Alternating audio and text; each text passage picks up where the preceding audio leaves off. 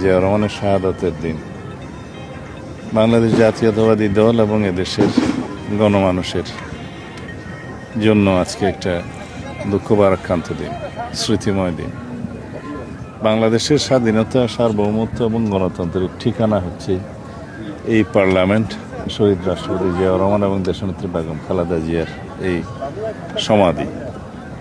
আমরা এখানে আসি জাতীয় ঐক্যের প্রতীক হিসেবে শহীদ রাষ্ট্রপতি জিয়াউর রহমান এবং দেশনেত্রী বেগম খালেদা জিয়া যে নেতৃত্ব দিয়ে গেছেন জাতীয় ঐক্যের জন্য, সমৃদ্ধির জন্য, অগ্রগতির জন্য, গণতন্ত্রায়নের জন্য, সেটাকে স্মরণ করার জন্য।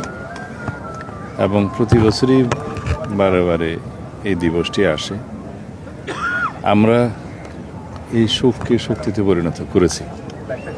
আগামী দিনেও ইনশাআল্লাহ জনপ্রত্যাশা অনুযায়ী 2024-এর 5ই আগস্টের ছাত্রগণ অভ্যুত্থানের আকাঙ্ক্ষা অনুযায়ী, শহীদের প্রত্যাশা অনুযায়ী আমরা যাতে এই বাংলাদেশটা বিনির্মাণ করতে পারি, গণতন্ত্রের ভিত্তিকে আরও শক্তিশালী করতে পারি, সেই শক্তি আমরা এখান থেকে পাই, অনুপ্রাণিত হই এবং সারা জাতির মধ্যে আমরা এই বার্তাটাই ছড়িয়ে দিতে চাই যে আমরা যতদিন বাংলাদেশ থাকবে ততদিন এই বাংলাদেশটাকে গণতান্ত্রিক ধারায় পরিচালিত করি এবং জনপ্রত্যাশা অনুযায়ী এদেশের উন্নতি সমৃদ্ধি করি।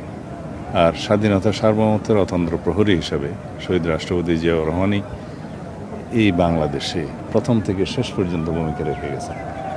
তার উত্থান 1971-এ মহান স্বাধীনতার ঘোষণার মধ্য দিয়ে এবং তিনি যে শাহাদত বরণ করেছেন তাও এই দেশের স্বাধীনতা সার্বভৌমত্ব রক্ষা করার জন্য।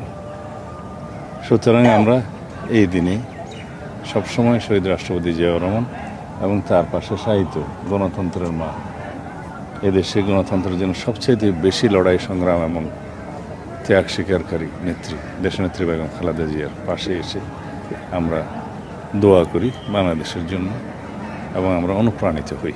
আমরা শহীদ রাষ্ট্রপতি জিয়াউর রহমানের প্রতিষ্ঠিত বাংলাদেশি জাতীয়তাবাদের ভিত্তিতে বহুদলীয় গণতন্ত্রের আদর্শের রাজনীতি করি।